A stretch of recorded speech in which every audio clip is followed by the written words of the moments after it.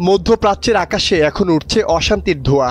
২২ June মার্কিন বিমান হামলায় ইরানের পরমাণু স্থাপনায় বিস্ফোরণের ঘটনার পর থেকে পুরো অঞ্চল থমথমে। আর এরই মাঝে মার্কিন প্রেসিডেন্ট ডোনাল্ড ট্রাম্প ঘোষণা করেছেন যুদ্ধবিরতির। তিনি দাবি করেছেন ইরান আর পরমাণু শক্তি নিয়ে দাঁড়াতে পারবে না।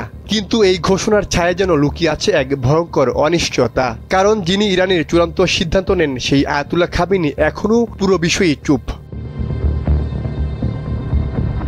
ইরানের প্রেসিডেন্ট মাসুদ পেশেকজিয়ান সহ সরকারের শীর্ষ কর্মকর্তারা যুদ্ধবিরতির কথা নিশ্চিত করলেও এই নিশ্চয়তা যেন সব শেষ হয়ে যায়নি। কারণ ইরানের সর্বোচ্চ ধর্মীয় নেতার অনুমতি ছাড়া কোনো যুদ্ধ শুরু হয় না, আবার শেষও হয় না। খামেনির নিরাপত্তা এখন এক আতঙ্কের নাম হয়ে দাঁড়িয়েছে।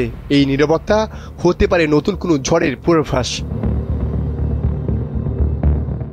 সারা বিশ্ব যখন যুদ্ধের আগুন নিভে যাওয়ার আশায় বুক বাঁধছে, তখন খামেনির এই নীরব অবস্থান বারুদে আগুন লাগানোর মতোই। যুদ্ধবিরতির একদিন পরও কোনো ভিডিও বার্তা নেই কোনো লিখিত বিবৃতি বা সামান্যতম ইঙ্গিত। সামাজিক মাধ্যমেও তার প্রোফাইল যেন এক মৃত্যুর নীরবতায় ছেয়ে গেছে। এই পরিস্থিতিতে কেউ কেউ মনে করছেন খামেনি হয়তো যুদ্ধবিরতির বিরোধী। প্রেসিডেন্ট ট্রাম্পের নিঃশর্ত আত্মসমর্পণের ডাককে তিনি 18 জুন ভাষণে ঘৃণা ভরে প্রত্যাখ্যান করেছিলেন। কিন্তু ভয়াবহ ব্যাপার হলো ওই ভাষণটি ছিল পূর্বের ধারণকৃত, যা আবার নতুন করে ঘি ঢালছে ষড়যন্ত্রের আগুনে। খামেনি হয়তো নতুন যুদ্ধের প্রস্তুতিতে আছেন। এছাড়া আরেকটি বিষয় অনেককে চিন্তায় ফেলেছে।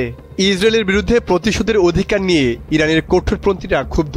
যুদ্ধবিরতি ঘোষণার পর ইরানের অন্তর্জালে ক্ষোভ প্রকাশ করছে সাধারণ মানুষ ও রক্ষণশীল নেতারা। তারা খামেনির দিকে তাকিয়ে আছেন এক নির্দেশের অপেক্ষায়। এই নির্দেশ হয়তো ইসরায়েলের বিরুদ্ধে আরও ভয়াবহ পাল্টা আঘাতের ডাক।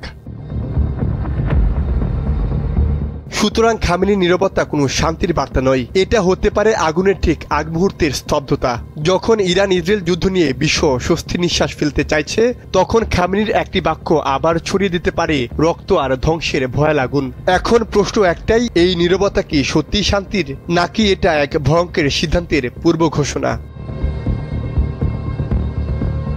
সাইমুল হক খান, সময়ের আলো।